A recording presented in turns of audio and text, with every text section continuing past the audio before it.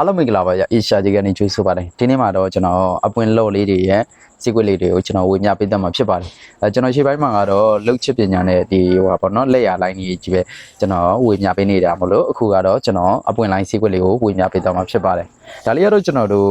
အပွင့်လိုက်ပြီးသားအနေထားလေးဖြစ်ပါတယ်ကျွန်တော်ရှေ့ကိုရောက်လာတာတော့အတစ်စလေးတွေကြီးပဲရောက်လာတာဖြစ်ပါတယ်အတစ်စလေးတွေဖြတ်သားသားလေးတွေပေါ့ဗျာအဲ့ဒါတော့ကျွန်တော်ဗီဒီယို record တော့မယူထားလိုက်ရအောင်ဗျဒါကတော့ကျွန်တော်တို့အပွင့်ပုံချပြီးသွားတဲ့အနေထားအပွင့်လိုက်ပြီးသွားတဲ့အနေထားလေးဖြစ်ပါတယ်အဲ့တော့အပွင့်လေးရတော့အားလုံးပေါင်းကျွန်တော်တို့အပွင့်ကြီး30ရပါတယ်ဗျအဲ့တော့ဒါလေးကိုတွေးမှာပေါ့ဗျာ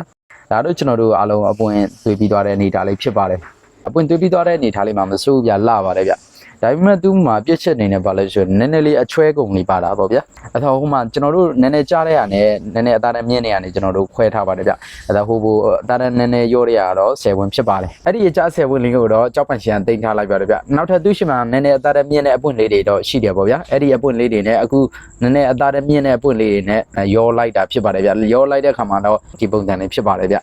ဆိုတော့မဆိုဘူးဗျာကြည့်တော့ကြည်ကောင်းသွားတယ်ပေါ့ဗျာပွင့်လေးတွေတေချာလေးကြည့်လိုက်မယ်ဆိုရင်တော့အထက်ထဲမှာမရှင်းတာလေးတွေတွေ့ရမယ်ဗျအဲ့တော့ရှင်းတယ်ဆိုရင်တော့ကျွန်တော်တို့ဈေးကောင်းကောင်းရမယ်ပေါ့ဗျာနော်ဒါလေးကိုကျွန်တော်ရဲ့သင်တန်းသားတွေနဲ့အတူပွဲသွားတိုက်လိုက်ပါတယ်ဗျအဲ့တော့ကျွန်တော်ရဲ့သင်တန်းသားတွေလည်းအတွေ့အကြုံရဖို့အတွက်ပေါ့ဗျာနော်အဲ့တော့ဒါလေးကိုကျွန်တော်တို့ပွဲတိုက်လိုက်တဲ့အချိန်မှာတော့9သိန်းထိအမြင့်ဆုံးရောက်ပါတယ်ဗျ9သိန်းထိအမြင့်ဆုံးရောက်တာနဲ့ဒါကျွန်တော်တို့9သိန်းနဲ့ရောင်းလိုက်တာဖြစ်ပါတယ်အဲ့တော့ကြောက်ပန်းရှင်တွေလည်းမင်္ဂလာဖြစ်သွားတာပေါ့ဗျာဒါကတော့ကျွန်တော်တို့ပတ်သက်ရခဲ့ပြီးသွားတဲ့အနေအထားလေးကိုပြပေးနေတာဖြစ်ပါတယ်ဗျ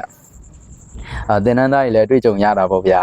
ကျွန်တော်ရဲ့မိတ်ဆွေတွေလည်းဒီဗီဒီယိုလေးကနေအကျိုးတက်ဆုံးတရားရရှိမယ်လို့မျှော်လင့်ပါတယ်ဒီဗီဒီယိုလေးကိုကြည့်ရှုအားပြီးတော့အားလုံးကိုကျေးဇူးတင်ပါတယ်နောက်ထပ်ဗီဒီယိုတွေမှာပြန်လည်ဆုံတွေ့ကြပါမယ်